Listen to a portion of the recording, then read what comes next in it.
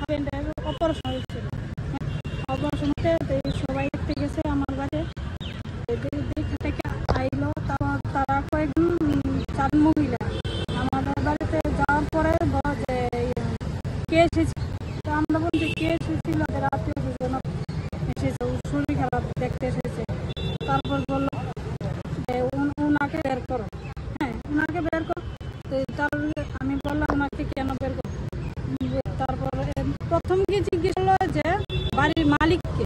তো আমরা বললাম সে কেন, মালিক কি দরকার। তাই তখন সে বললো যে মালিক কেন। তো এই কথা জিজ্ঞেস করে যখন আমরা বললাম যে আমাদের কি দরকার মাকে, উনি কিছু না বলে দূরে চলে। তখন আমরাও পিছু পিছনে চোর বলে পিছু তাড়া করি। তারপর উনি তো এখানে দাঁড়িয়ে গেছিলেন, তার স্কুটিতে উঠে চলে গেলেন। কিছুক্ষণ পর 10-15 মিনিট পরেই কটা বাইক মিলে অনেকগুলো, প্রায় 20টা বাইক হবে, প্রায় 40-50 জন লোক তারা আসলো।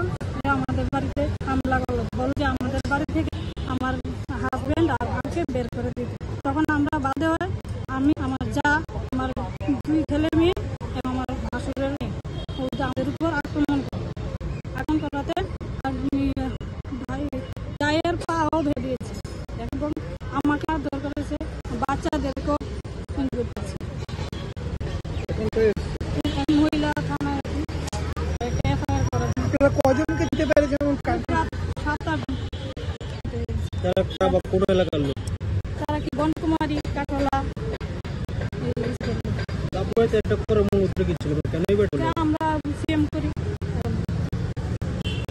আপনার নামটা? নাম সুম্পা চক্রবর্তী। চান আপনার? আমি চাই যে আমাদের উপর যা আক্রমণ হলো যার একটা সুস্থ বিচার চাই। আমরা সিপিএম বলে আমরা বাঁচতে পারবো না, এটাই মূল উদ্দেশ্য। নাম সুম্পা চক্রবর্তী। গত 5 তারিখ রাত্রি আনুমানিক 9টা নাগাদ আমরা হঠাৎ করে জানতে পারলাম কিছু পালক চোরের কাছ থেকে যে রতন দাস এবং প্রদীপ দাসের বাড়িতে হামলা হুমকি করছে। 50-55টা বাইক সংগঠিত করে। স্বাভাবিকভাবে আমরা তখন যোগাযোগ করার চেষ্টা করি। আমি জানতে পারি যে ওই বাড়িতে তখন সময় কতিপয় লোক গিয়েছিল, গিয়ে জিজ্ঞেস করছিল নাকি ওনাদের এলাকার নেতৃত্বদেরকে বের করার জন্য, সিপিএম এর নেতৃত্বদেরকে। যথারীতি তারা বলল আমাদের বাড়িতে তো কেউ নেই।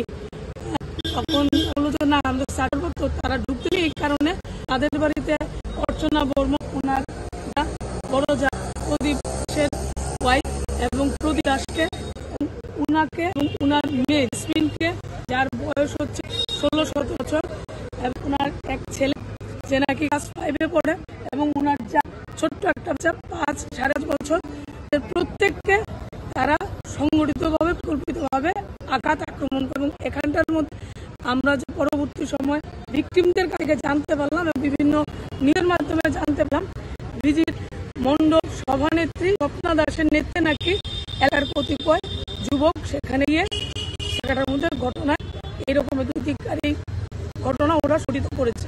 ঘটনার পরবর্তী তারা 60 জনকে চিনতে পেরেছে, যাদের আমধাম দিয়ে আজকে তারা এর সংগঠিত করেছে এই মহিলা থানার মধ্যে।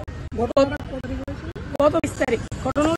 তারা বিগত কাল পর্যন্ত হাসপাতালে তৈরি করেছে এবং ওনাকে কোনো কেস নাই, পুলিশ তুলেছে। ওদেরকে বলেছিল যে পরিস্থিতি সামালের জন্য আনা হয়েছে।